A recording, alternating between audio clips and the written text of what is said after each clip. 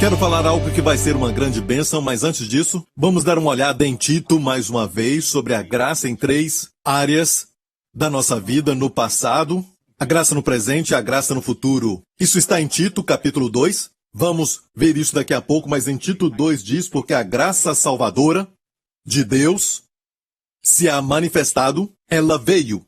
A graça salvadora de Deus se manifestou. E a palavra manifestar ali no grego é ficar visível. É tornar possível para você ver. Alguns me perguntam, pastor, o senhor fala que a graça não é um ensinamento, mas é uma pessoa. De onde você tirou isso? Bem, Tito, aqui nos fala, a graça salvadora de Deus se tornou visível. Se é manifestado a todos os homens. Amém?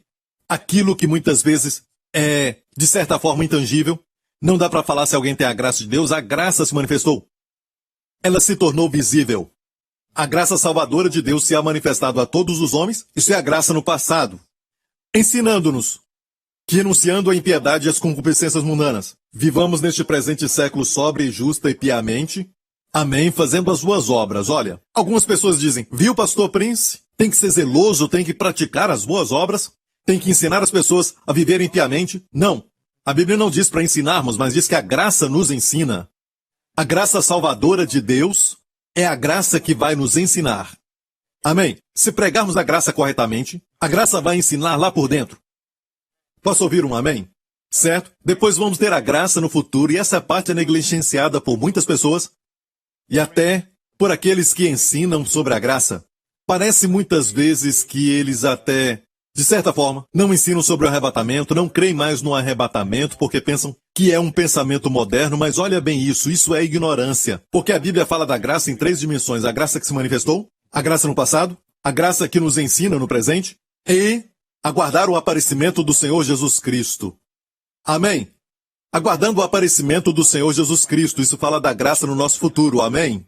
E se você acha que esperar o aparecimento do Senhor Jesus Cristo é um ensinamento que não é muito prático, deixe-me falar isso. Se você ficar pensando sobre Jesus tardar em voltar, alguma coisa moral vai cair na sua vida, algo começa a desvalorizar na sua vida. Quando Israel disse, não sabemos o que aconteceu com Moisés, ele está lá na montanha. Moisés demorou a voltar e eles fizeram um bezerro de ouro.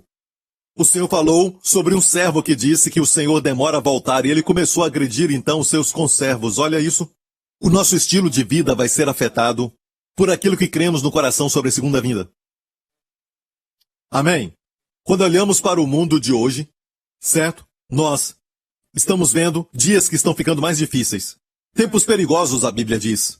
Amém? Mas há esperança para o crente. Jesus disse, olhar para cima. Não falou para esperar a morte, mas olhar para cima.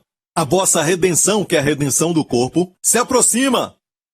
Amém? E alguns começam a dizer qual é a coisa prática sobre o arrebatamento. Isso não é nada prático. É prático porque tudo que vem de Deus é prático. Esperar sua vinda, se você tem essa esperança, você então vai se purificar. Algo acontece com a sua moral.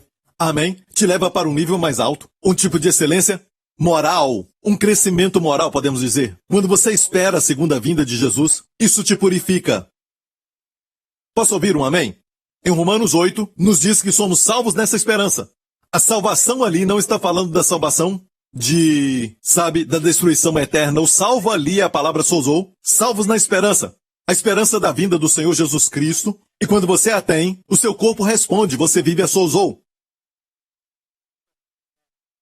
E escute bem isso. Paulo mesmo falou assim, eu vos digo pela palavra do Senhor, não era a opinião de Paulo, que nós, os que estivermos vivos, o único critério é para que os crentes que estiverem vivos e permanecerem vivos, quando Jesus voltar, eles vão subir. Porque nós, os que estivermos vivos e não os que forem especialmente fiéis, não os que são obedientes, isso tudo é maravilhoso. Amém? Mas diz que nós, os que estivermos vivos, seremos arrebatados para o encontro com o Senhor nos ares. Isso vos digo não pela minha opinião, Paulo disse, mas vos digo pela palavra de Deus. Nós, os que estivermos vivos, seremos arrebatados para o encontro com o Senhor nos ares. Os mortos ressuscitarão primeiro e nós seremos arrebatados. E o critério não é a sua performance, a sua obra. É pela graça, na verdade. O arrebatamento nada mais é do que você receber a redenção do seu corpo. A redenção foi paga na cruz pelo sangue do nosso Salvador. Amém? Somos salvos espiritualmente, o Espírito é salvo, Pela graça, pela fé. Amém? Os nossos corpos como são salvos? Pela obediência? Não, pela graça, pela fé. Então o arrebatamento nada mais é do que recebemos o nosso corpo glorificado. Igreja, não vamos ficar lá no céu flutuando como fantasmas. Nós vamos ter um corpo, como o corpo de Jesus. Em Filipenses diz que quando ele vier, ele vai transformar os nossos corpos vis como o seu corpo glorioso. E graças a Deus, ele comeu depois que ele ressuscitou. Vamos comer não para nos sustermos, mas para desfrutarmos. Para a comunhão. Amém. E os dois anjos pareciam com jovens. Não reconheceram a Jesus não só porque impediram que eles vissem, mas olha, ele parecia jovem. Mas os anjos sempre aparecem como jovens. No céu não tem velho. Então quando você receber este corpo, você nunca mais vai morrer. Você nunca mais vai envelhecer. Você nunca mais vai ficar cansado. Você nunca mais vai dormir enquanto o pastor está pregando. Você não vai ter nem espinha no rosto. Muito menos doença e enfermidade. Você nunca mais vai se cansar. Neste corpo novo, que vai ser para sempre. E a Bíblia diz que o arrebatamento vai ser para isso. Alguém diz o arrebatamento é algo novo que começaram a ensinar nos anos 1800. Deixe-me falar isso. Matthew Henry, que provavelmente é o comentário que muitos leem mais do que qualquer outro comentário. Matthew Henry viveu nos anos 1600. Depois da reforma nos anos 1500, certo, no século seguinte, Matthew Henry, um erudito do grego e do hebraico, escreveu um comentário da Bíblia inteira. Excelente. É mais devocional do que explicação das palavras gregas e tudo mais. É muito interessante, você vai sentir e se sentir bem quando lê o seu comentário. Esse comentarista nos anos 1600 usou a palavra arrebatamento. Ele usou a palavra arrebatamento. Não é um ensinamento de 1800. Está me ouvindo, igreja? Amém. Então a Bíblia nos fala claramente que nós temos uma bem-aventurada esperança, que é esperar a vinda do Senhor Jesus Cristo. Usamos a palavra esperança de uma forma secundária, como tendo a expectativa de coisas boas para nós, mas essa esperança, bem-aventurada esperança, muitas vezes no Novo Testamento está falando da vinda de Jesus. Posso ouvir um amém, igreja? E Jesus está voltando. Certo? Duas partes da sua volta. Primeiro, ele volta para sua noiva, para nos tirar desta terra, antes do pior acontecer. Amém? Tem os 7 anos da tribulação e depois vamos voltar com ele. Ele vai resgatar a nação de Israel. Antes de alguém a destruir, ele virá à terra e virá com todos os seus santos. Glória ao nome de Jesus. Mas Jesus falou no cenáculo. Muitos não estudam sobre o cenáculo. Alguns sabem do sermão da bem-aventurança, que é muito lindo, glória a Deus. Mas não conhecem o sermão da outra montanha, que é o Monte Sião. Antes de Jesus morrer, ele falou no cenáculo, em outra montanha, que são as verdades para a igreja. O sermão da montanha é a verdade do reino para Israel, mas este tem a verdade para a igreja, só para a igreja. Ele fala sobre o poder que tem no seu nome, de usar o seu nome em oração. Ele fala do Espírito Santo, da obra do Espírito Santo. Ele fala sobre o cristão não precisar ser limpo pelo sangue, que já aconteceu uma vez, mas o cristão precisa lavar os seus pés, o seu caminhar com a palavra de Deus. Aquele que se lavou, de uma vez por todas, Jesus disse, só precisa agora lavar os seus pés com água. Vou explicar. Aquele que é salvo, de uma vez por todas pelo sangue de Jesus, não precisa mais banhar, mas só lavar os pés. Não pode tomar outro banho, outro banho. Você entendeu? Quando você é salvo, você é salvo. Você foi salvo pelo sangue. Você foi salvo pelo sangue. Mas depois, os seus pés são contaminados. Como você se purifica das impurezas da carne e do espírito? O que fazer? O espírito ainda é justo, mas você ouve coisas ruins e a sujeira vem. Você não se lava com sangue, mas pela palavra de Deus. E isso é o que aprendemos no cenáculo, amém? Que alguns cristãos até pensam que são verdades que não dá para entender, mas Jesus falou que aquele que se lavou, de uma vez por todas, foi regenerado. Não tem que se banhar, mas só lavar os seus pés. E isso com água, ok? Muitas doenças no livro de Levítico eram limpas pela água, como, por exemplo, a lepra e também as feridas e tudo mais, que eram chamadas de impurezas, era limpo com água. E eu até acho que, quanto mais água você recebe, mais saudável se torna. A pregação da palavra de Deus vai te lavar. Amém, igreja? Glória ao nome de Jesus. Eu quero ler para você alguns testemunhos que vão te abençoar. Só 2, ok? Este é de uma irmã de um país que não vou mencionar, mas ela tinha 2 problemas. Um era a pornografia. Sim, mulheres também têm esse problema. E outro era a asma. Eu comecei a assistir os programas do pastor Joseph Prince no ano de 2011. Naquela época, minha vida espiritual estava seca, não conseguia trabalhar na igreja nem mesmo ir aos cultos por causa de depressão. Eu ouvi algumas mensagens que tentavam me ensinar a viver uma vida de santidade e liberdade, mas eu sempre ficava com mais medo e mais condenação e até escravidão. Mas quando comecei a ouvir as mensagens do pastor Joseph Prince e também li os seus livros destinados a reinar em favor imerecido, eu continuei ouvindo as suas mensagens sempre que podia e até mesmo as ouvi diariamente de 2012 a 2015. E hoje a minha vida foi radicalmente transformada. A graça de Deus fez uma diferença tremenda no meu caminhar com Deus, para servir na igreja e até na vida financeira e também nos relacionamentos. Me deu também uma esperança para o futuro e uma alegria de viver. Ouvindo as mensagens sobre a graça de Deus e dependendo de Deus e não dos meus esforços para me mudar e confessando a minha justiça em Cristo, eu fui liberta de mais do que 25 anos de vício de pornografia. E você vai ver esses mesmos testemunhos, como eu confesso, certo, que eu sou a justiça de Deus em Cristo, e Deus me libertou deste, no caso dela, 25 anos, vício de pornografia. Não estou falando que isso não acontece em outros ministérios, eu sei que acontece. Mas aqui neste ministério nós temos quase toda semana as pessoas nos escrevendo do mundo inteiro para nos dizer que foram libertas de vícios, seja de pornografia ou até mesmo de cocaína. Nós ouvimos também sobre alguns alcoólatras que foram libertos. Temos recebido tantos testemunhos. Igreja, e tem algo sobre isso, porque eu creio em confessar pecados, mas eu não creio que esta é a resposta que Deus usa para libertar essas pessoas, porque quando você confessa a Deus, eu pequei de novo, depois de alguns 10 minutos, a Deus, eu pequei de novo, me perdoa, a Deus. A resposta não é essa, a resposta em toda a vida de um crente é a fé. E fé é dizer o que Deus fala de você. Você tem que falar, mesmo cometendo aquele pecado, eu sou justiça de Deus em Cristo. Olha, quando você erra, você diz, me perdoa, não é? Faço isso com a minha esposa e até com os meus filhos. Eu digo, me perdoa. Quando eu erro, eu digo, me perdoa. Você pode falar isso para Deus, não tem problema. Mas isso não vai te ajudar a vencer este vício. Amém? Eu não creio que você confessa os seus pecados e Deus te perdoa. Eu não creio nisso. Eu creio que Ele já te perdoou de uma vez por todas. Em 1 João 2 diz que eu vos escrevo, filhinhos, porque os seus pecados já foram perdoados. E perdoados ali está no tempo perfeito, ou quer dizer que não pode ser repetido mais.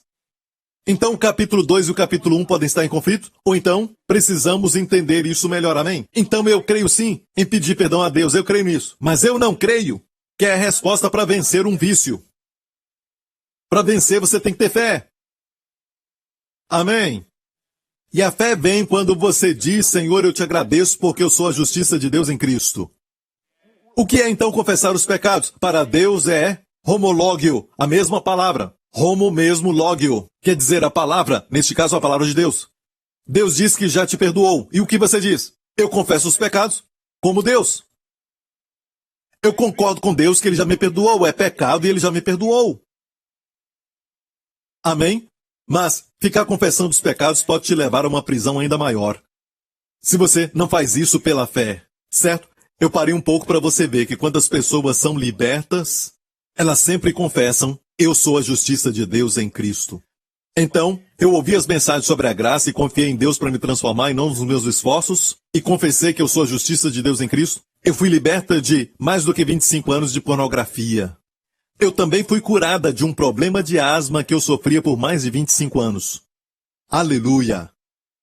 E as minhas dores de cabeça passavam quando eu meditava na palavra. Eu também recebi um milagre na minha vida financeira depois que eu semeei no Evangelho da Graça. Como resultado, eu viajei para Singapura e conheci a igreja New Creation. Glória a Deus! Obrigado, Jesus! Iha! O próximo é de um irmão do Texas. Em março de 2010, Eu caí na escada da minha casa e quebrei minha perna, de tal forma que colocaram varas, parafusos e mais metal e até uma placa para consertar minha perna. Gastei centenas de horas em terapia, fiquei na cama por meses e também tive que tomar remédios fortes para dores e fiquei sem trabalhar 1 ano. Comecei a beber e por causa da influência do álcool, eu me tornei centrado em mim mesmo. Só pensava em mim mesmo. Depois de um tempo, divorciei da minha esposa. E comecei a beber mais, e os remédios para a dor também me drogavam. Eu culpei todo mundo por isso e parei de atender o telefone completamente. Quando voltei a trabalhar, eu queria ficar ocupado e fingia que estava feliz. Mas me embriagava quando chegava em casa para fugir daquela tristeza. 2 mudanças depois aconteceram para o melhor, tudo de acordo com o tempo e o plano de Deus. Eu estava procurando alguma coisa na televisão em 2011, quando eu vi o Pastor Prince na televisão. Sabe quantos canais tem na América? Eu acredito que eu nasci com essa cara para um propósito. Não culpem os meus pais. Certo, eu nasci com essa cara, não como o pastor Lawrence, com todos os seus músculos. Um dia eu vou ficar assim, ok? Mas tem um propósito para tudo, amém? Você tem um propósito também, e por isso você nasceu assim, ok? Não culpe os seus pais. Amém. Então ele estava assistindo a televisão e ele disse, sua mensagem era centralizada em Jesus e na sua graça? Fiquei maravilhado. Continuei ouvindo as suas mensagens, que me ensinou muito sobre Jesus e mesmo sem saber, me arrependi dos meus pensamentos e caminhos. Eu amo isso. Eu amo isso. Ele experimentou arrependimento sem ser ensinado. Sobre arrependimento. No Antigo Testamento, você se arrepende e depois Deus te abençoa. É verdade, no Antigo Testamento. Mas no Novo Testamento, Deus te dá a graça. Deus te dá a sua bondade. E a sua bondade te leva ao arrependimento. Não é a sua bondade, ou melhor, o seu arrependimento que faz Deus ser bom para você. Não é o seu arrependimento que vai fazer Deus bom para você. Mas é a bondade dele que te leva ao arrependimento. Na nova aliança, posso ouvir um amém? Então, pastores e líderes, vamos ensinar mais sobre a bondade de Deus. E o povo vai se arrepender até inconscientemente. Amo isso. Amém? Eu percebi que a vida é muito mais. Então me entreguei a Cristo, fazendo a oração da salvação com o pastor Prince na televisão. Aprendi que eu sou um filho de Deus, e para vencer as minhas lutas é pelas obras de Jesus na cruz e não pelos meus esforços. E foi durante esse tempo que os médicos falaram também que eu não precisava tomar remédios nem para as dores.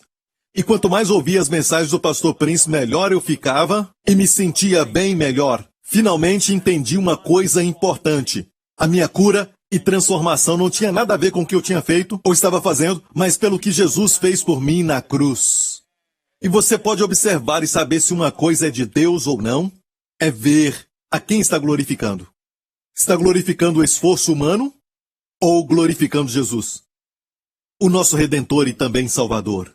Os nossos testemunhos sempre glorificam a Jesus, sabe? E isso é muito importante que você saiba. Alguns escrevem livros contra a graça, mas pergunte a si mesmo quando ouvir uma mensagem. Quem isto glorifica?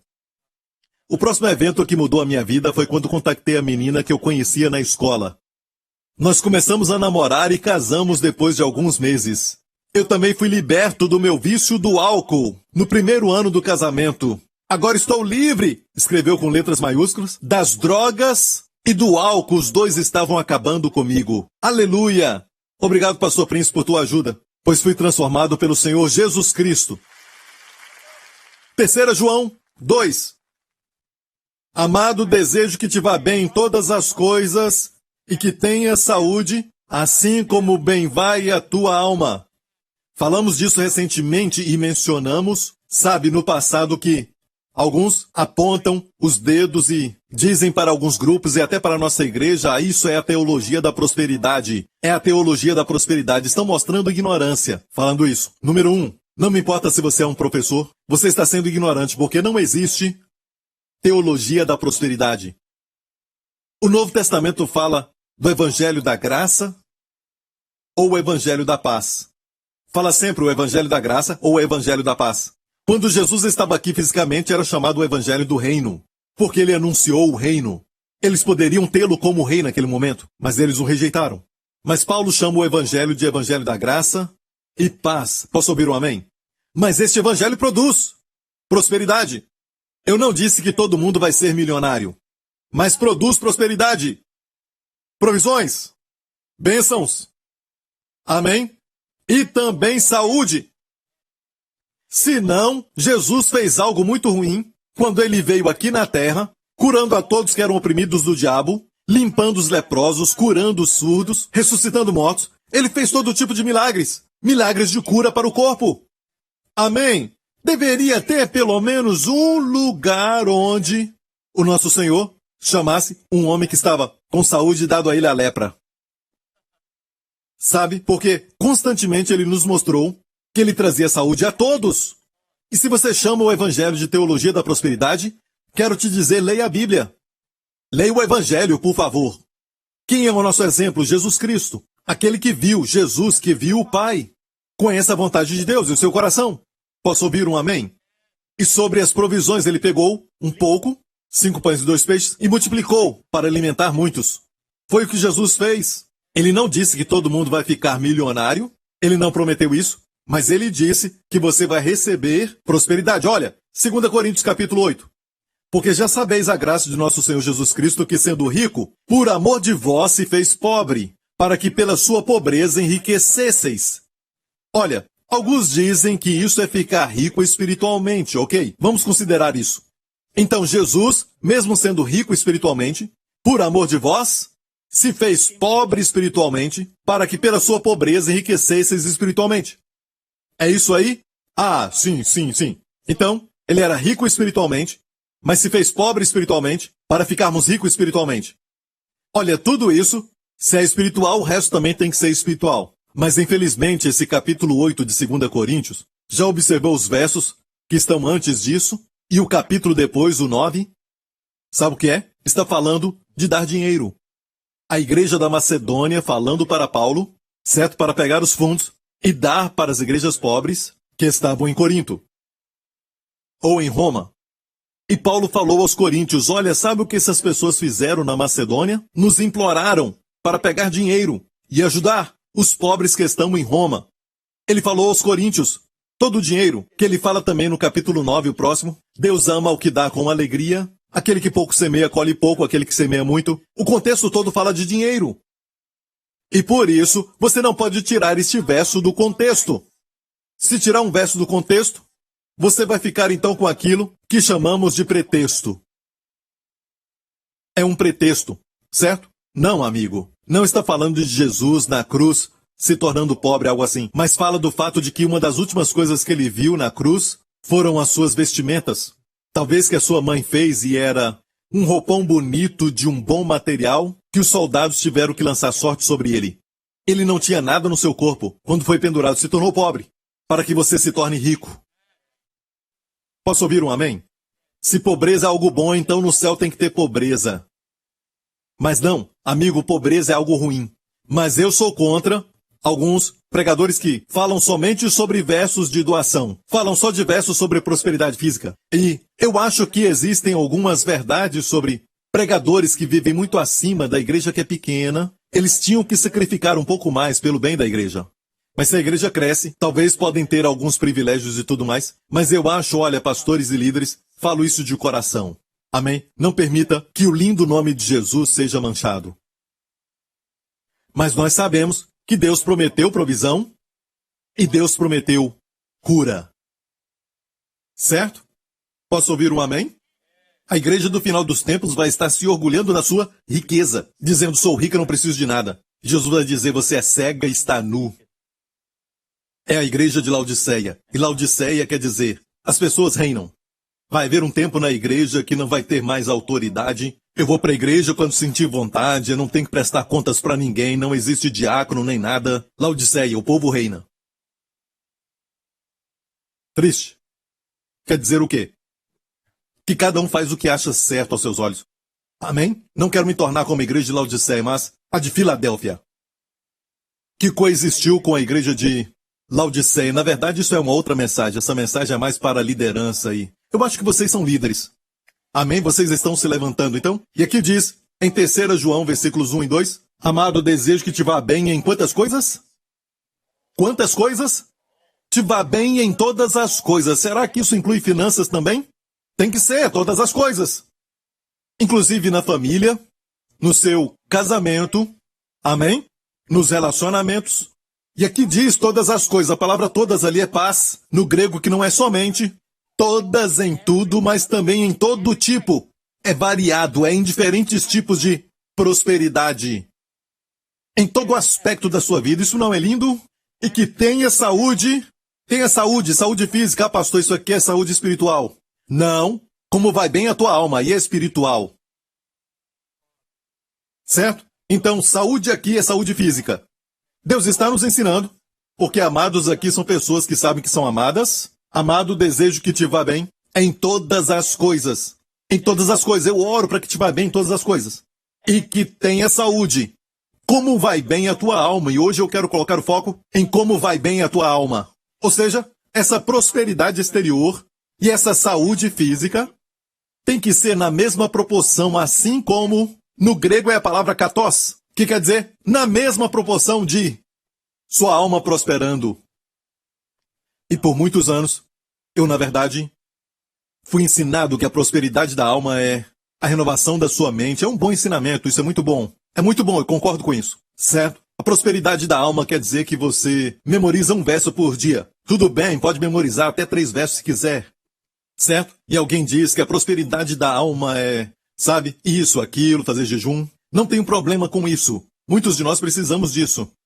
Precisamos jejuar, porque não jejuamos mais. De manhã você entrega o seu jejum, mas ninguém faz mais isso, ninguém jejua mais.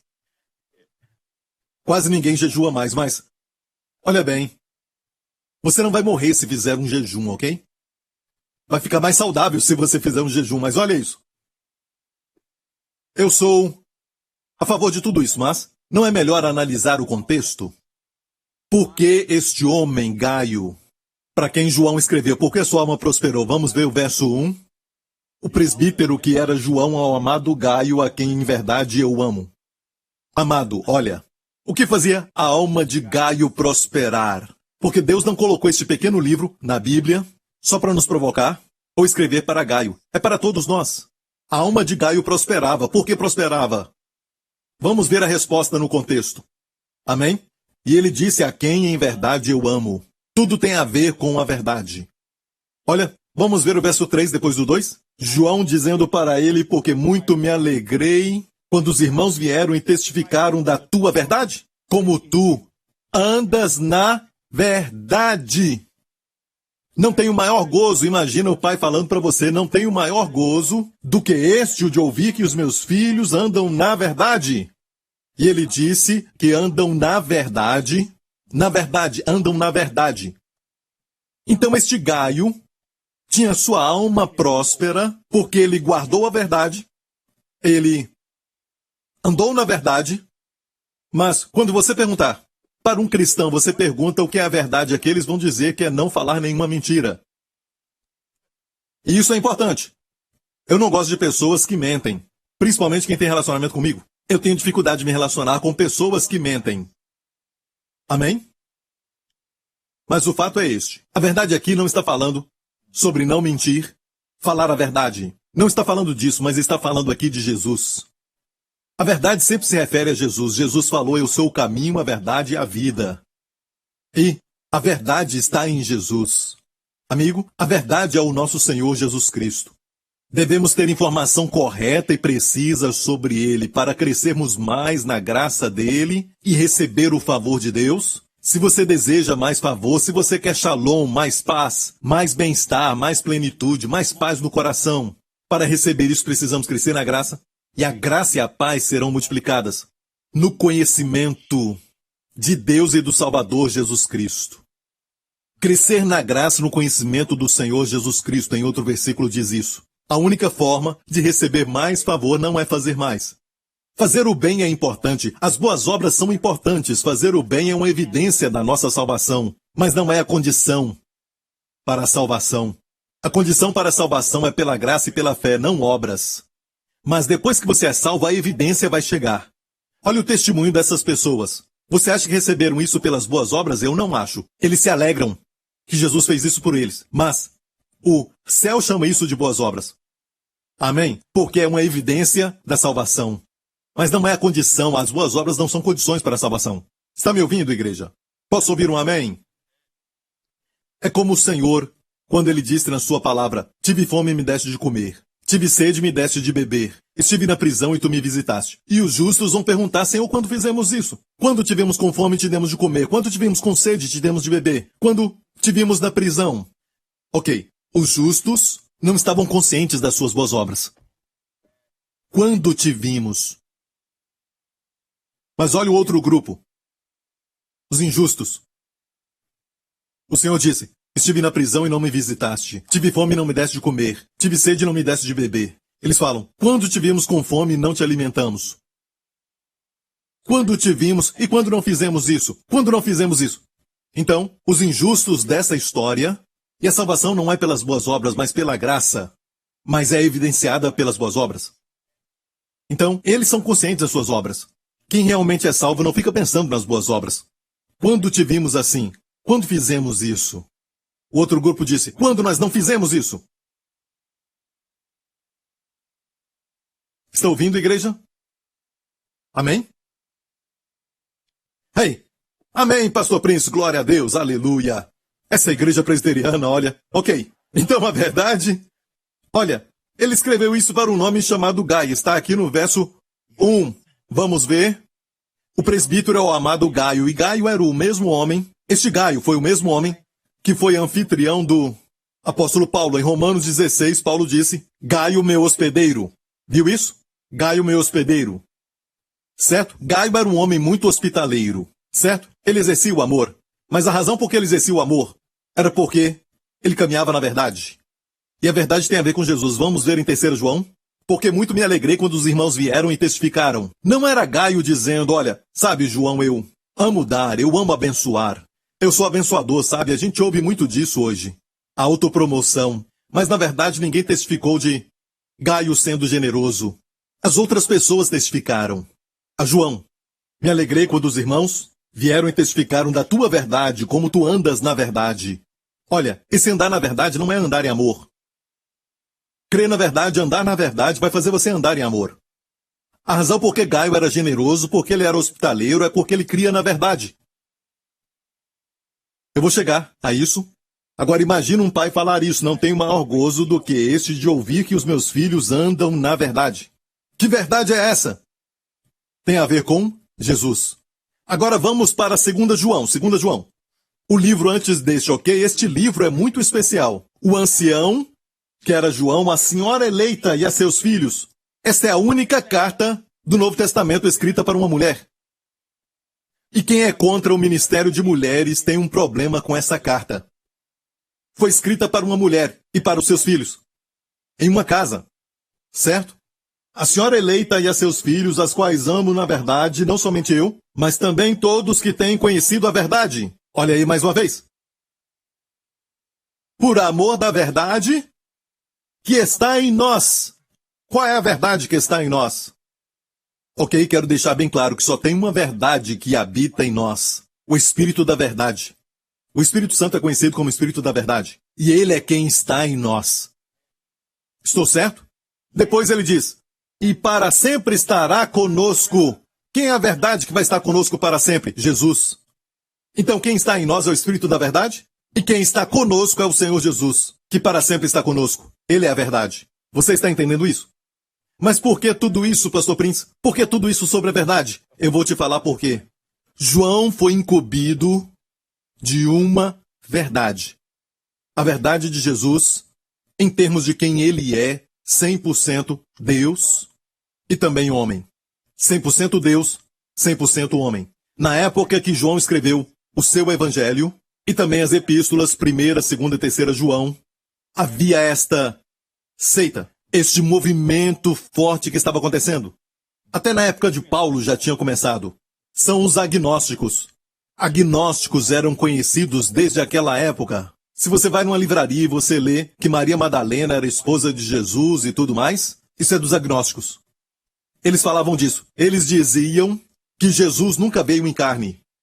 Certo? Eles falam que Jesus não veio em matéria porque tudo na matéria é do mal. Certo? Ou seja, você não pode não pode confiar em nenhuma coisa que é material. Isso soa muito com a religião. Você tem que se abster de tudo o que é material. O casamento é material. A comida é material. Tudo é material, tem que se abster. É tudo do mal. Ensinam isso. Eles também ensinavam isso. Que Jesus não era Deus. Jesus era um ser humano. Mas Deus é o Cristo. Separam Jesus do Cristo. Então separaram os dois. E olha que incrível isso. Você sabe o que eu vou falar? Não muito tempo atrás eu ouvi alguém, eu estava lá e ouvi uma mensagem que dividia Cristo e Jesus. Está por aí de novo, olha isso. João se preocupa com isso, com esse pensamento maligno, um vírus que quer entrar na igreja. Ele disse isso. Os agnósticos falam assim: quando Jesus nasceu, nasceu como um ser humano completamente normal. Mas no Rio Jordão, o Cristo veio sobre Jesus. O Cristo veio sobre ele, então, o Cristo o capacitou para fazer milagres e tudo mais. E quando ele morreu na cruz, o Cristo o deixou. Viu isso? Você entendeu? Eles falam assim, ok? Jesus perguntou aos discípulos: quem dizem os homens que eu sou? Pedro disse: tu és o Cristo. A mesma pessoa. O Filho do Deus vivo. Bendito és tu, Simão, filho de Jonas, pois não foi carne e sangue que te revelou isso, mas o meu Pai que está no céu. Está me ouvindo? Amém? Você conhece o nome Jesus Cristo. Yeshua HaMashiach. Jesus Cristo. Sabe qual foi a primeira pessoa a usar isso no Novo Testamento? O nome Jesus Cristo, sabe quem? No Novo Testamento? Jesus mesmo. Na oração sacerdotal, Jesus orou assim: a vida eterna é te conhecer, ele falou ao Pai, é te conhecer, e a Jesus Cristo, a quem tu enviaste. Muitos anos atrás, quando eu era um garoto, agora eu sou um jovem, mas eu era um garoto e estava na escola. É isso mesmo, igreja.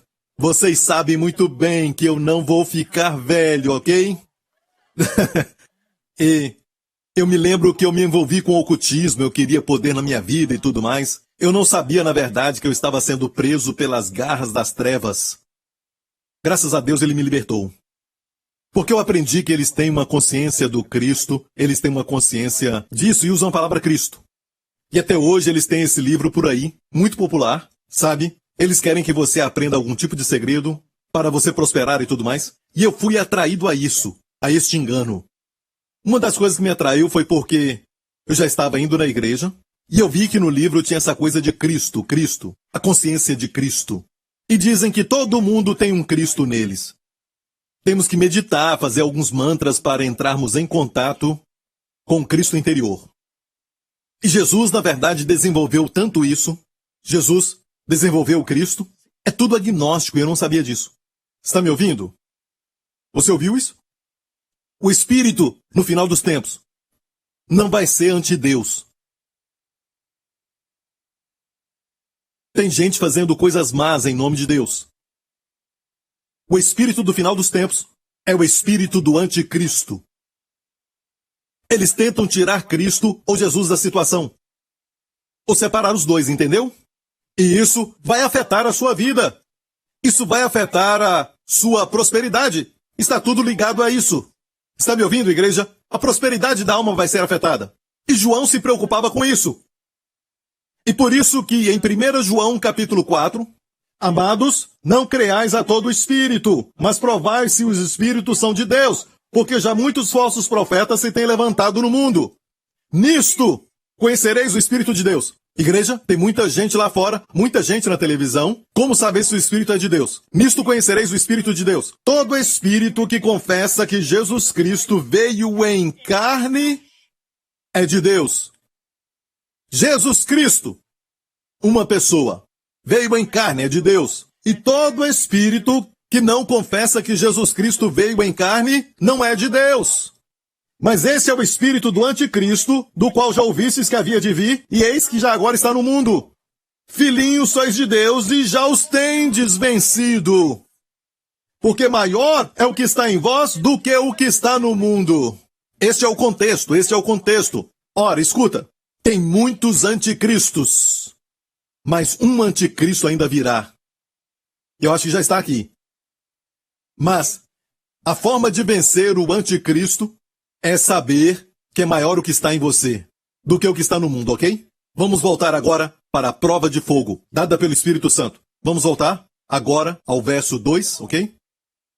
Nisto conhecereis o Espírito de Deus. Todo espírito que confessa que Jesus Cristo veio em carne é de Deus.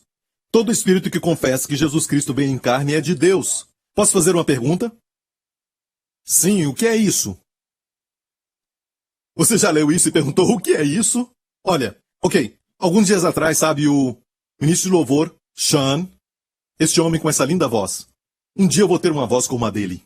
Sean, o rapaz que é nosso ministro de louvor, alguns dias atrás, seu primeiro filho nasceu. Certo? Olha, quando eu falo para você, o seu filho nasceu, eu não vou falar que ele nasceu na carne. De que outra forma ele viria? Você entendeu isso? Eu não uso o termo, sabe? Ei, o seu filho nasceu na carne. Eu não falo isso. Eu falo, o menino nasceu. Certo? Para dizer que alguém veio em carne, implica que ele já existia. Ele veio em carne. Está me ouvindo, igreja? Está me ouvindo? João estava combatendo as ideias dos agnósticos, porque isso estava atrapalhando a alma de todos. Ele queria a prosperidade da alma para que, quando ele orasse para eles para prosperarem exteriormente e ter saúde, aconteceria. Mas Jesus Cristo veio em carne, quer dizer que ele existia antes de assumir a forma humana. Ele é Deus. Eu disse ele é Deus. Amém? Agora vamos ao Evangelho de João, porque essa era a missão de João. O Evangelho de João começa dizendo no capítulo 1, no princípio era o Verbo, e o Verbo estava com Deus, e o Verbo era Deus. Ele estava no princípio com Deus.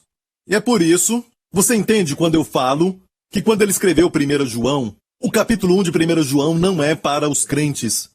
Meus filhinhos só aparece no capítulo 2 para a frente. No capítulo 2 foi escrito para os crentes, por isso que ele começa dizendo, seus pecados foram perdoados. Mas o capítulo 1 abre de uma maneira rara e até de forma estranha. Ele diz o que temos visto e os nossos olhos contemplaram. 2 vezes. E as nossas mãos tocaram. Foi o que ele disse. Da palavra da vida vos anunciamos, para que também tenha koinonia conosco. Para quem ele escreveu? Ele estava escrevendo para as pessoas que acreditavam que eram salvas pelos agnósticos. Esse capítulo 1 não foi escrito para os crentes, mas foi escrito no editorial nós. Como João disse, se falarmos que não temos pecado, quer dizer que ele falava que não tinha pecado? Lógico que não. Ele sabia que tinha. Se falarmos, isso é uma tradução que fizeram. Se nós falarmos, se falarmos, ele se inclui, mas não faz parte deles. Se nós falarmos, mas não fizermos, não somos salvos. Você entendeu? Por isso eu digo que 1 João 1,9 para mim não foi escrito para os crentes, mas foi para descrentes entre os cristãos agnósticos. Ele falou isso para terem comunhão com eles. Ei, nós o tocamos. Olha, gente, nós o tocamos. Estávamos com ele. Declaramos que essa pessoa que vimos e tocamos, para você ter comunhão conosco. Porque todo crente tem que ter koinonia, comunhão. 1 Coríntios 1,9. Falamos de 1 João 1,9. 1 Coríntios 1,9 diz: fiel é Deus pela qual foste chamados para a comunhão de seu Filho. Todos os crentes têm comunhão com seu Filho. Ok? Ok. Agora preste atenção. Ele disse, o que era desde o princípio vos anunciamos. Em 1 João. De onde tirou isso? Do Evangelho, quando ele disse no princípio ele estava com Deus. Ele está falando de Jesus. Olha, escute bem isso.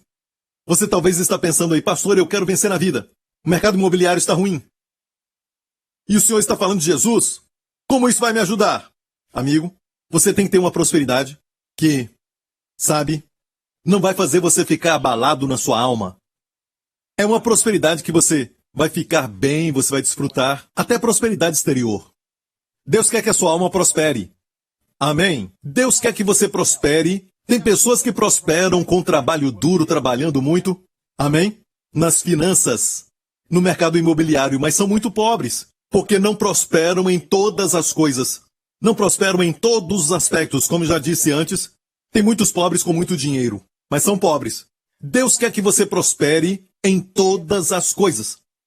Em todas as coisas, você entendeu isso? Estou falando de algo que o mundo não pode te dar. O mundo pode te prometer, certo, que você vai ficar rico. Você vai ler um livro e vai ficar rico. Como trabalhar no mercado financeiro, como fazer isso e ganhar dinheiro. Mas isso é somente um aspecto. Sem a prosperidade da alma, eu estou te ensinando a prosperar em todos os aspectos. Com a prosperidade da alma. E ter saúde. Então, de acordo com o contexto, tem a ver com a verdade. A verdade que está em Jesus. Paulo estava olhando para Pedro. Pedro caminhou com Jesus, dormiu com Jesus, se alegrou com Jesus, viu Jesus na cruz. Paulo não viu Jesus na cruz. Paulo não caminhou com Jesus. Paulo é alguém que ele disse que nasceu depois do tempo. Mas um dia Paulo viu Pedro comendo com os gentios. Ele estava comendo carne de porco. Talvez não, só estou falando isso. Eu que acrescentei essa parte aqui, ok? Mas a Bíblia diz que ele estava vivendo como os gentios, estava comendo com eles. Seja o que for que eles comiam, Pedro estava lá.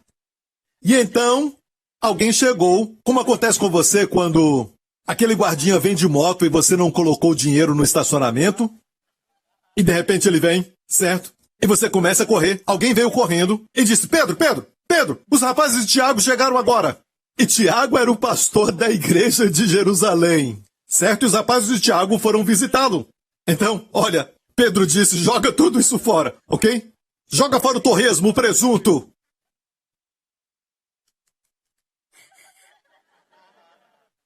E enquanto isso, Paulo estava observando tudo. E Paulo esperou até os rapazes de Tiago chegarem. E isto foi registrado para nós, para depois de 2000 anos estarmos lendo isso.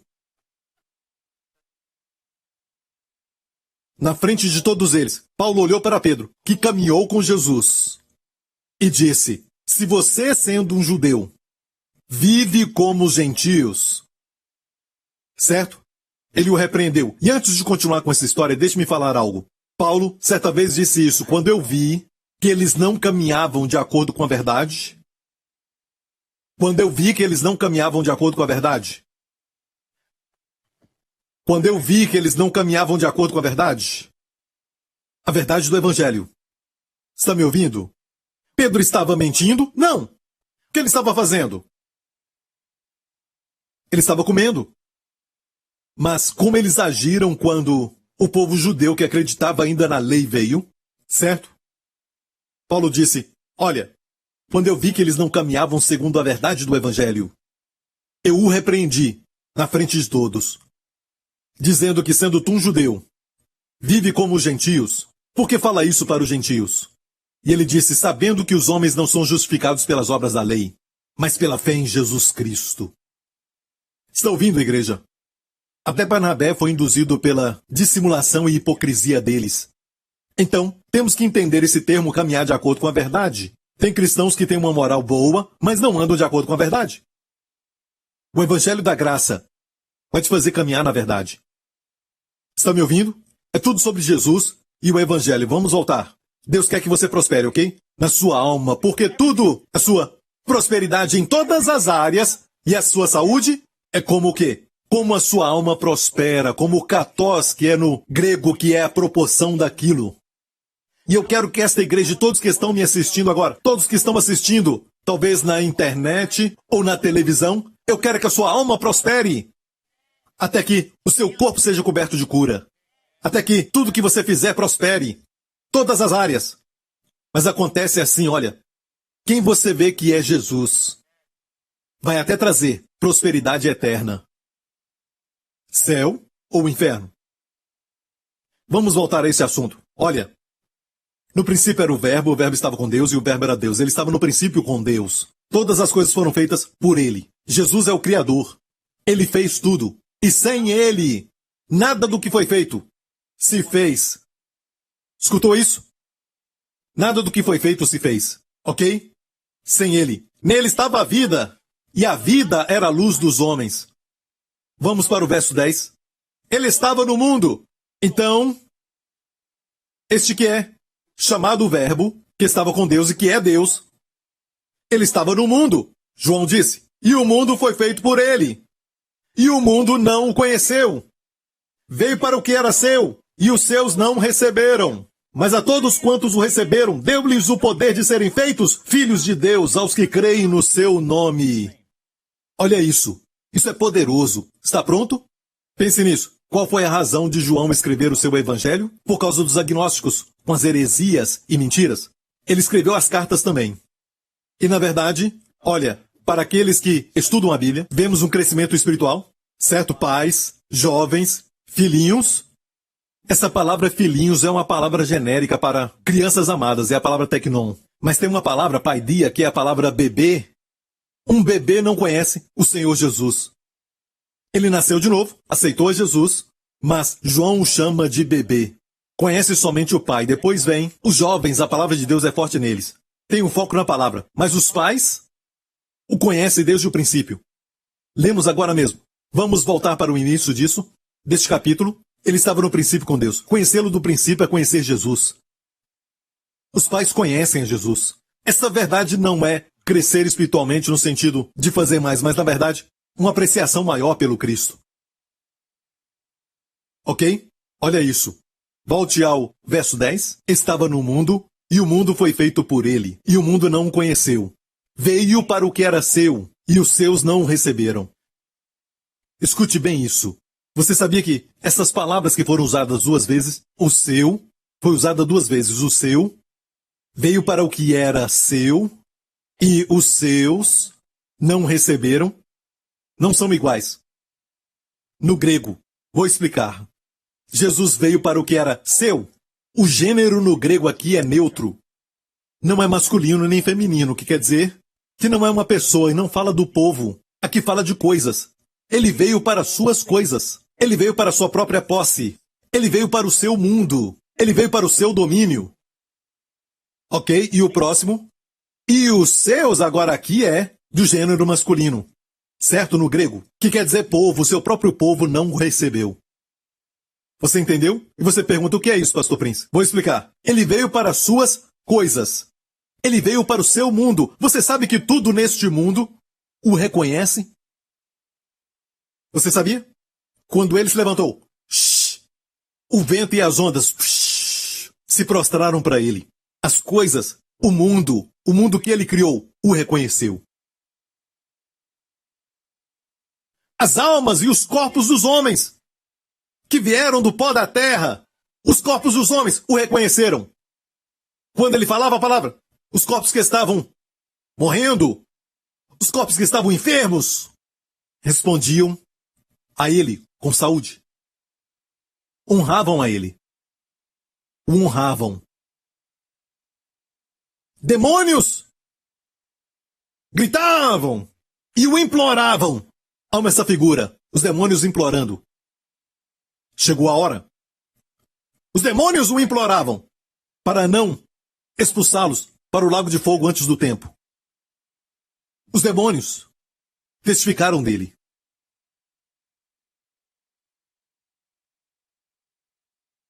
A Bíblia diz os animais selvagens. No Evangelho de Lucas, quando ele foi tentado, ou provado 40 dias, 40 noites no deserto. E ali naquele deserto, tinha animais selvagens que dormiram perto dele. Até as feras do campo o honraram, o reconheceram. E até os peixes do mar, quando precisou, até os peixes o obedeceram. A morte, a sepultura, se prostraram a ele e entregou seus mortos. Não seguraram seus mortos na presença dele. Até mesmo todas as coisas da sua criação o reconheceram. Até o trigo e a uva, o trigo multiplicou de 5 pães para muitos. E a uva para fazer vinho. A água se transformou em vinho. Testificaram dele e o honraram. Ele veio para o seu, e o seu recebeu o seu, mundo, a sua criação, a sua posse, o seu domínio o reconheceram. Até mesmo o mar o sustentou para que ele andasse nas águas. O mundo o reconheceu, mas o seu próprio povo não o recebeu. Falando do povo judeu aqui. E mais uma pessoa que não honrou a sua glória. Ele mesmo. Vou te falar algo que vai te impressionar, mas Jesus não veio. Quando veio em carne, ele não veio para revelar a sua glória. Ele veio na forma de servo. Em Filipenses, ele não veio para ser igual a Deus, não tomou posse disso. Mas assumiu a forma de servo. Diga a forma de servo. E, sendo achado em forma de servo, na forma de homem, ele viveu em Mateus, Marcos, Lucas e João. Quando você vê Jesus vindo a você, certo, igreja? Veja isso. Veja uma realeza com a bondade humana. Quando você vê Jesus pelas costas falando com a multidão, ele se assentava. E quando se levantava, ele se levantava, dava para ver uma realeza, mas com bondade. É assim que vejo Jesus. E sabe de uma coisa? Ele sempre cobria sua glória. Ele fazia um bem e dizia, não fale para ninguém sobre isso, somente vá. Ele sempre cobria sua glória, mas de vez em quando vinha uma mulher cananeia que via pelo véu da carne e dizia, eu sei quem tu és. Contigo até as migalhas podem curar minha filha. Mulher, grande é a tua fé. Seja feito para contigo de acordo com a tua palavra. Ela foi e a filha foi curada. De vez em quando alguém como o centurião romano dizia, eu sei quem você é. Olha, tem uma diferença muito grande entre se familiarizar e ter intimidade. Os discípulos caminhavam com ele de dia e de noite, viviam com ele, mas não tinham intimidade com ele, estavam familiarizados com ele. Este homem centurião não caminhava com ele, mas ele tinha intimidade com ele, o que nos mostra que a revelação vem pelo Espírito Santo. Você pode cursar um seminário, não tem problema. Mas lembre-se, é o Espírito Santo que faz, que te dá a revelação de Jesus. O centurião disse, eu sei quem tu és. Olha, eu sou um líder, eu digo ao soldado, vem, ele vem. Digo a ele, vai, ele vai. Eu sou um centurião, mas tu tens poder sobre as enfermidades? Tu tens poder até sobre a morte? Então dize só uma palavra, e o meu servo lá em casa será curado. E Jesus olhou para os judeus que estavam ali. Verdadeiramente, não encontrei tamanha fé nem mesmo em Israel. Alguém que olhou além do véu e viu aquele que veio em carne, que estava no princípio com Deus.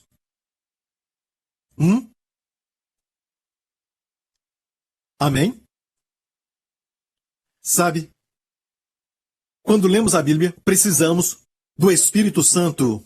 Quando o homem estuda, ele tenta colocar, essa história aqui começa aqui, mas em Marcos, essa história aqui vem depois. Como é que isso está invertido? O que para o homem natural está invertido, para a mente do homem espiritual está na ordem divina. Como Lucas 18 e Lucas 19. Certo? São duas histórias lado a lado. Não estão em ordem cronológica. Na sequência. Mas o Espírito Santo fez assim por uma razão. Em Lucas 18 fala do jovem rico. E em Lucas 19 fala de Zaqueu. Certo? Aquele jovem rico foi até Jesus e disse, ele era muito rico. Ele era milionário. Sabe? Ele tinha tudo. E ele disse, o que eu devo fazer? Ele disse, bom mestre, o que eu devo fazer para herdar a vida eterna? Ele queria se orgulhar. Ele tinha até guardado os mandamentos. O que devo fazer, bom mestre? Jesus disse, por que me chamas bom? Ninguém é bom senão Deus. Alguém disse, olha, Jesus não era Deus aqui. Não, amigo. Ele não quer ser bajulado. Não me bajule. Ninguém é bom senão Deus. Está me chamando de Deus? Se ele reconhecesse Jesus como Deus, resolveria todo o seu problema. Está me chamando de Deus? Não, é só bajulação. O que devo fazer? E Jesus, hoje diríamos, crê em Jesus, certo? O que Jesus falou a ele? Quando ele perguntou o que devo fazer para ter a vida eterna, Jesus falou, guarde os mandamentos. Não dirás falso testemunho, não matarás, honra teu pai e tua mãe. E ele disse, eu guardei tudo isso desde a minha juventude.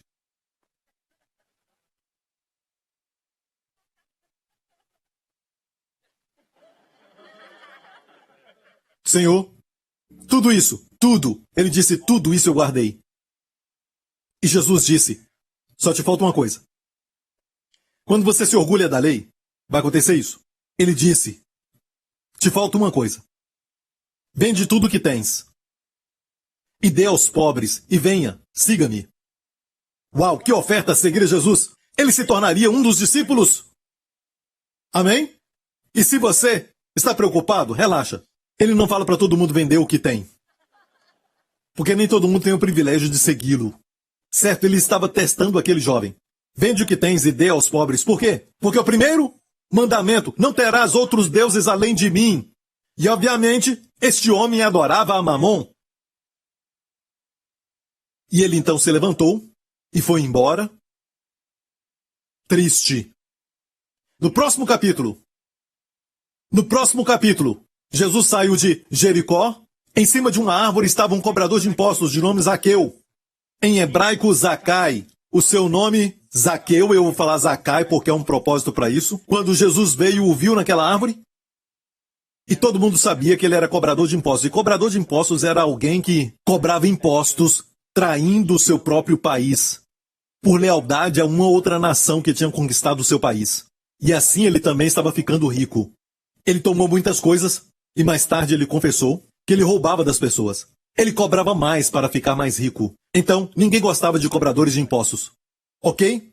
Jesus olhou e viu Zaqueu e disse, Zacai! É o seu nome em hebraico, em português é Zaqueu. Disse, Zacai, desce! Devo pousar na sua casa. Hoje, em Israel, até hoje em Israel, nas cortes de lei, quando um réu é liberado, o juiz pega um martelo, bate e sabe o que ele diz? Zacai, liberado.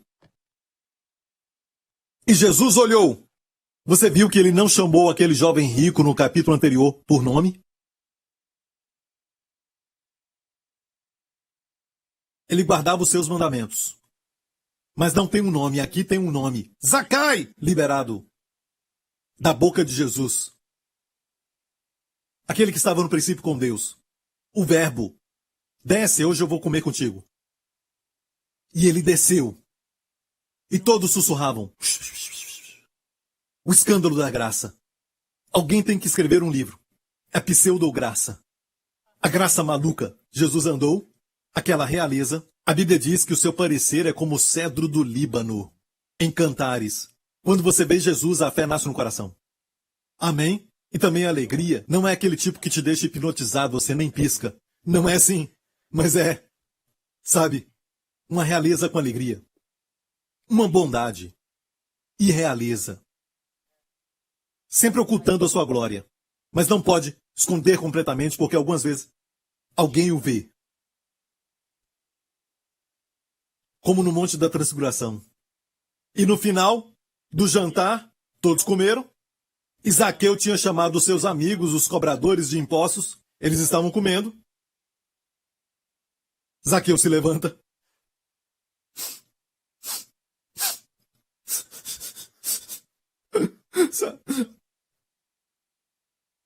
Se eu enganei alguém, eu restaurarei 4 vezes. E metade de tudo eu dou para os pobres. Ninguém falou isso para ele. Jesus não olhou para ele e disse, olha bem, não matarás, não roubarás atrás dele, sabe? Jesus, não.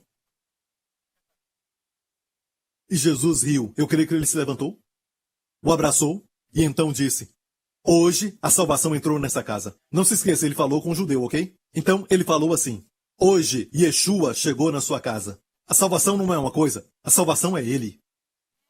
Hoje Yeshua chegou nessa casa. Porque este também é um filho de Abraão. Filho de Abraão é um termo não só para os judeus, mas um termo para as pessoas de fé. Eu disse pessoas de fé, porque ele subiu na árvore para ver Jesus.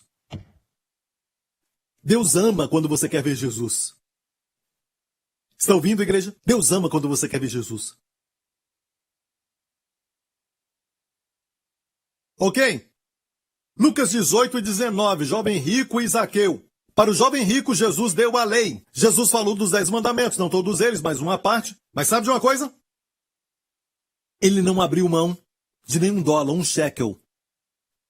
E para Zaqueu, Jesus não deu a lei, só a graça, que abriu o seu coração, abriu a sua carteira, abriu a sua casa, abriu a sua vida. Ele se arrependeu? Não fala sobre isso, mas houve arrependimento. Mas a bondade foi vista primeiro, que resultou em arrependimento. E eu prefiro acreditar, e prefiro crer que o nosso ministério é nessa área e não na forma da antiga aliança. Pastores e líderes, você vai prender, usando a lei, você vai prender o coração generoso do povo. Mas a graça vai abri-lo. Posso ouvir um amém? Glória a Deus. Vamos voltar e terminar em João 1, certo? Mas a todos quantos o receberam, graças a Deus que alguns o receberam. Ele veio para os judeus, você sabia que ele veio pregando o evangelho do reino, o que quer dizer que se eles tivessem crido nele, o reino teria começado e ele seria o rei. Ele reinaria. Amém? Mas por causa da rejeição deles, existe agora um mistério que é a igreja. Durante 2000 anos, mas Deus não acabou ainda com Israel, ele vai voltar, certo? E lidar com Israel. Mas enquanto isso há um mistério, um parênteses talvez, a era da igreja. Quando os judeus e gentios se congregam, certo? Para compor a igreja. Ok? Então, mas a todos quantos o receberam, deu-lhes o poder de serem feitos filhos de Deus aos que creem no seu nome. Os quais não nasceram do sangue, nem da vontade da carne, nem da vontade do homem, mas de Deus. Olha isso. E o verbo que estava com Deus. O verbo que era Deus, como nós já lemos. O verbo se fez carne. E habitou. Ele veio em carne. João escreveu isso para combater os agnósticos e dizer que Jesus já existia antes, com o Pai. O verbo se fez carne e habitou entre nós. E vimos a sua glória, como a glória do unigênito do Pai, cheio de graça e de verdade. João Batista testificou dele e clamou, dizendo: Este era aquele de quem eu dizia, o que vem após mim é antes de mim, porque foi primeiro do que eu. Hã? Eu lia isso e ficava, hã? Mas aqui temos uma revelação. João falando do seu primo. Jesus nasceu 6 meses antes de Jesus, ok? João testificou dele e clamou, dizendo: Este era aquele de quem eu dizia, o que vem após mim, historicamente. Ele nasceu depois de João, 6 meses depois que João nasceu. Jesus nasceu depois dele. O que vem após mim, historicamente, é antes de mim, porque foi primeiro do que eu. No eterno passado, ele sempre é. Por isso Jesus falou no livro do Apocalipse: Eu sou a raiz e a geração de Davi. Raiz e geração? Raiz quer dizer eu criei Davi. Geração quer dizer a descendência, certo? Eu vim da linhagem de Davi. Mostra sua divindade e humanidade. 100% Deus, 100% homem. E tudo que é contrário a isso é do espírito do anticristo. Sua alma vai prosperar. Vou orar por você no final do culto, para que tenha saúde assim como a sua alma prospera, amém? Glória a Deus. Ok. Verso 16. E todos nós recebemos também da sua plenitude graça por graça, porque a lei foi dada por Moisés, a graça e a verdade vieram por Jesus Cristo. Deus nunca foi visto por alguém. O Filho unigênito, que está no seio do Pai, esse o revelou. E isso é incrível. Escute, que aqui no grego está no tempo presente. O Filho unigênito, que é Jesus, que está, não que estava. No grego está no presente. Que está no seio do Pai. Sabia que Jesus nunca saiu do seio do Pai? Ou seja, Jesus viveu consciente de que ele era amado do Pai. Ele viveu no seio do Pai. Olha, se aqui estivesse falando que estava no seio do Pai, quer dizer que uma vez ele estava no coração do Pai, no seio do Pai, que fala do amor, ok? Você sabe disso. Mas agora ele se afastou disso. Quer dizer que como homem ele não foi amado? Não. Ele sempre ficou ali. Ele viveu sempre consciente do amor do Pai. Está ouvindo, igreja? No grego está no tempo presente. Tempo presente constantemente está no seio do Pai. Quando limpava o leproso, ele está consciente do amor do Pai por ele. Ele viveu sempre no amor do Pai por ele. E Jesus nos disse: como o meu Pai me amou. Permanecei no meu amor. Seja consciente do meu amor por você. Certo? Você mora aqui, no meu seio, no meu peito. O lugar de amor é a sua casa. É o seu refúgio. É o esconderijo do Altíssimo. Ó Israel, como eu queria, Jerusalém, Jerusalém, como eu queria vos ajuntar como uma galinha junto aos seus pintinhos, ao seu peito. Amém? Ele apacentará as ovelhas como um pastor, e carregará as ovelhas e os cordeirinhos e as colocará no seu peito, que é o lugar do amor, mas somente um discípulo descobriu isso. Quem foi ele? João. Amém? Amém, igreja? 70 discípulos que caminhavam com Jesus e tudo mais. Dos 70, 12 apóstolos, certo? Dos 12 tinha 3 que tinham mais proximidade, Pedro, Tiago e João, e dos 3 tinha João, o mais próximo. Não sei você, mas não quero ser dos 70. Não quero estar entre os 3. Eu quero ser como João, igreja. Amém? Que ministério você quer? Alguns lá fora não vão entender o seu ministério, mas é o ministério que eu quero. João se reclinava aos peitos de Jesus, porque eles comiam reclinando. Certo? Reclinavam. Colocavam o braço assim, com o pé para trás, no chão e comiam assim, com as mãos. E João se reclinava, era o mais jovem, João se reclinava aos peitos de Jesus. É uma figura de não depender do meu amor. Eu não reclino sobre o meu peito. Tem muito cristão fazendo assim, se reclinando no seu peito. No seu próprio peito. Jesus reclinava no peito de Jesus.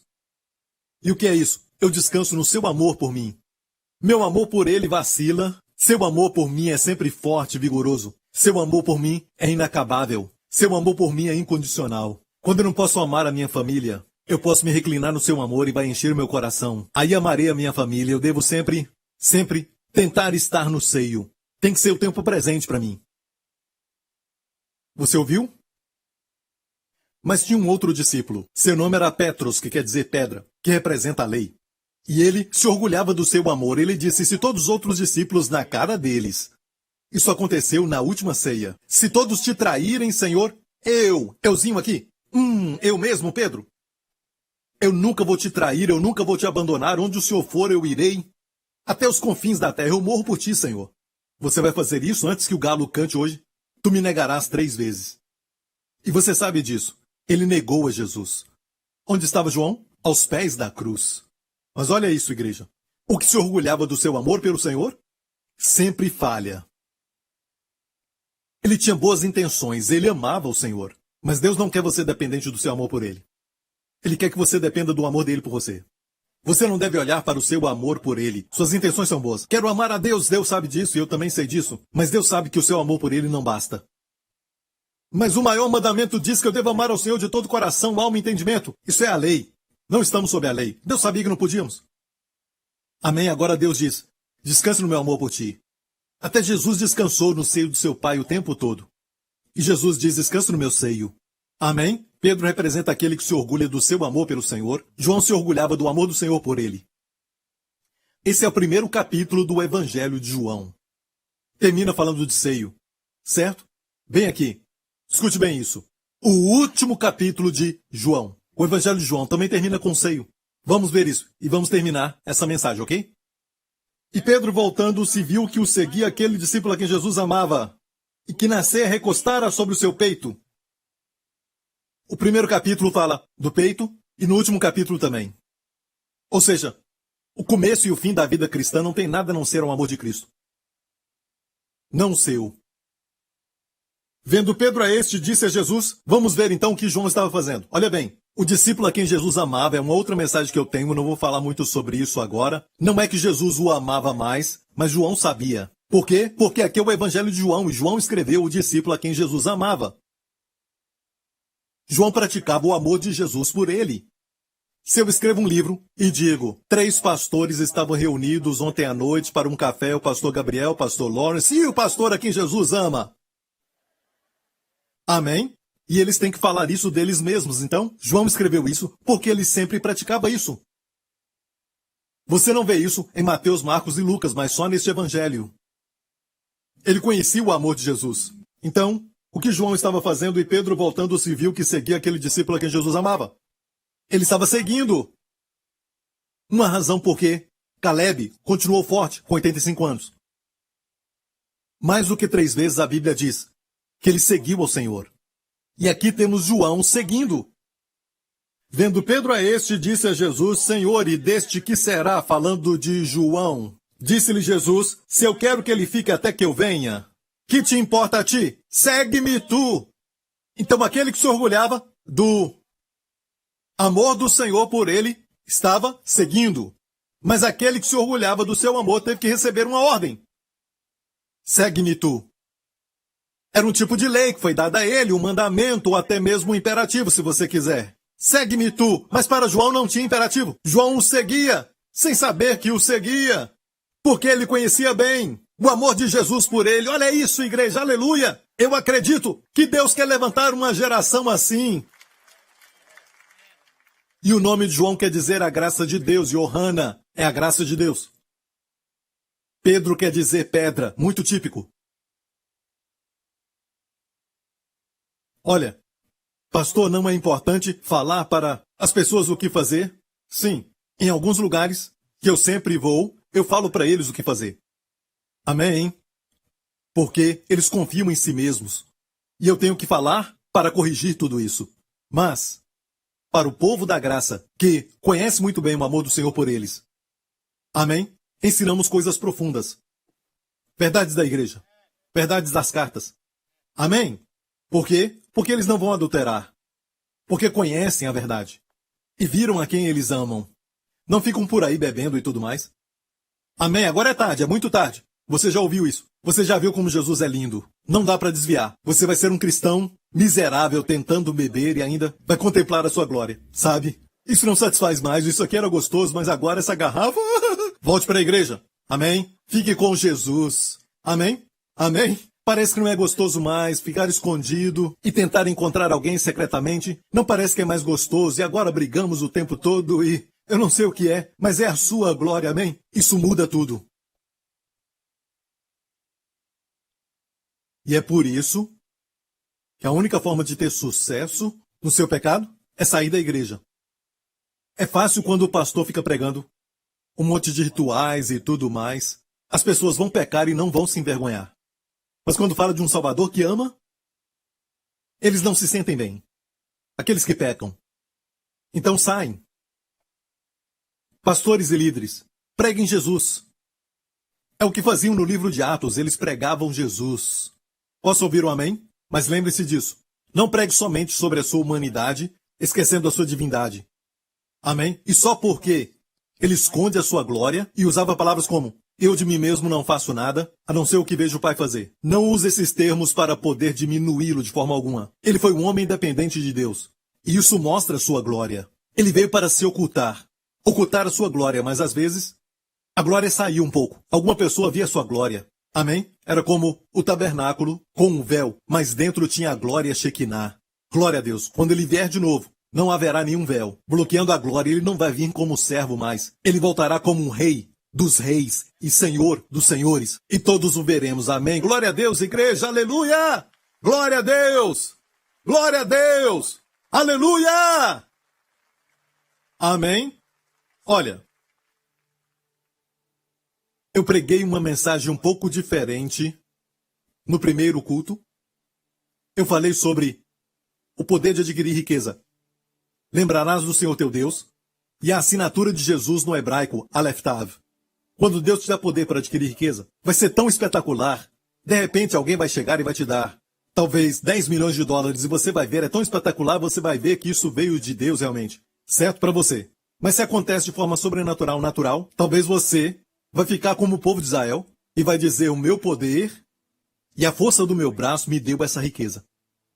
Deus falou assim nos versos anteriores, quando o seu gado multiplicar, quando as ovelhas multiplicarem, quando o ouro e a prata multiplicarem e vocês viverem em casas boas, não diga no coração, o meu poder e a força do meu braço me deu tudo isso, mas lembrarás do Senhor teu Deus, porque é Ele que te dá poder para adquirir riqueza, para que Ele estabeleça a sua aliança. Para quê? Para estabelecer a sua aliança que jurou aos seus pais. Não a aliança do Sinai. A aliança da graça, Abraão, Isaque e Jacó. Muito antes da aliança do Sinai. É a aliança que Deus quer estabelecer. Escute isso. Eu mostrei isso no hebraico, que neste texto tem a assinatura de Jesus, que não é traduzida. Vamos ver isso rapidamente. Certo? Te lembrarás, Aleph Tav. Não foi traduzido. É a primeira letra e a última letra do alfabeto hebraico. Ok? E por muitos anos e até os dias de hoje, ninguém traduziu isso porque ninguém sabe o que isso quer dizer. Parece uma marca, parece algum tipo de sinal. Mas Jesus falou no livro do Apocalipse, falando com João, e João era judeu. Jesus, na carne, veio como judeu. Não conversavam em grego. A nossa Bíblia diz, eu sou o Alfa, Jesus disse, eu sou o Alfa e o Ômega. Alfa é a primeira letra e o Ômega é a última letra do alfabeto grego. Mas Jesus não falava grego com João. Ele falava em hebraico, certo? O que ele falou? Eu sou o Aleph e eu sou Tav. Eu sou a primeira letra do hebraico e eu sou a última letra. Aleph Tav, da direita para a esquerda. Aleph Tav. Sua assinatura. Te lembrarás de Jesus com sua riqueza. O Senhor teu Deus, porque é Ele que te dá poder para adquirir riqueza, para que Ele estabeleça Aleph Tav. Deus vai te dar riqueza não para estabelecer o seu nome, mas estabelecer um nome. O nome de Jesus. É a sua aliança que Ele quer estabelecer. Glória a Deus! Fique em pé, igreja! Aleluia! Amém! Levante as mãos ao Senhor e comece a orar, comece a adorar. Quero te dar uma oportunidade de colocar a sua fé em Jesus Cristo. A Bíblia diz, creia no Senhor Jesus Cristo e serás salvo tu e a tua casa. Eu sei que você está preocupado com o seu trabalho, você está preocupado com os seus filhos, você está preocupado com a sua saúde. Mas escute, amigo, Jesus vai cuidar de tudo isso. Não se preocupe com nada disso. A primeira coisa que você precisa saber é sua alma é próspera diante de Deus. Creia no Senhor Jesus Cristo. Creia no Senhor Jesus Cristo, não há salvação em nenhum outro nome, só no nome de Jesus. Se você quer isso, faça essa oração agora, eu vou te ajudar. Diga comigo, Pai Celestial, nenhum outro nome, a não ser o nome de Jesus. Eu clamo por Ele agora. Te agradeço pelo teu filho unigênito, que tu entregaste por mim, por causa do teu amor por mim. E ele morreu na cruz, carregando os meus pecados, como o Cordeiro de Deus, que tirou os pecados.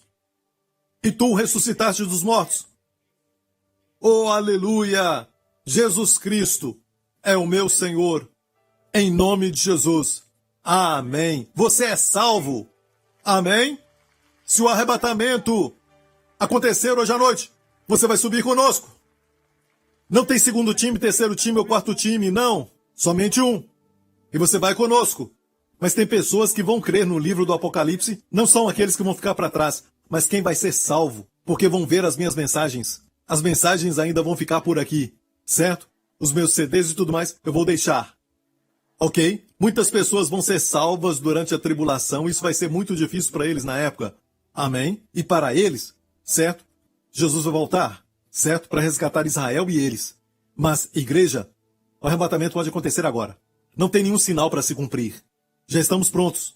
Amém? Paulo falou disso em quase todo o livro do Novo Testamento, exceto em Gálatas. Paulo falou da vinda de Jesus. Amém? Ele está voltando. Olhe para alguém e diga, há esperança para você. Um novo corpo, amém? Levante as mãos aqui neste lugar. Pai, em nome de Jesus, eu oro por todos que estão ouvindo a minha voz. Os nossos corações estão cheios de Jesus. A nossa alma prospera. E agora, Pai, eu peço em nome de Jesus, faça o teu povo prosperar em todos os aspectos da sua vida. Quem está me assistindo agora, quem está assistindo na internet ou talvez pela televisão, eu declaro essa palavra para você. Em nome de Jesus, eu oro para que todos vocês prosperem. Os seus amados também prosperem em todos os aspectos. E tenha saúde. Tenha saúde. Tenha saúde. Como a sua alma prospera agora mesmo, com a verdade que há em Jesus. Em nome de Jesus. Em nome de Jesus. Em nome de Jesus. Amém. Deus te abençoe. If you have just prayed the prayer to receive Jesus Christ as your Lord and Savior, we want to welcome you to a new life filled with the goodness and abundant grace of Jesus. To help you begin this journey, we would like to bless you with an ebook titled The One Thing, 31-Day Devotional by Pastor Joseph Prince. Receive daily bite-sized inspirations of the favor, healing, and provision that God has for you. Simply log on to josephprince.org/salvation and download your free copy today. Get ready to experience the amazing love of God. Thank you for tuning in. We are so glad you could join us today. This month, I want to focus on our Lord Jesus' heart to heal. I want you to know beyond the shadow of a doubt that God's will is for you to live healed and whole. His will is for you to be full of life, not bound by any sickness, disease, or any virus attack. Today, if you are trusting the Lord for healing in your body, we are standing in faith with you for your breakthrough to manifest quickly. Healing is your inheritance, your blood-bought right as a child of God, because Jesus paid for it at the cross.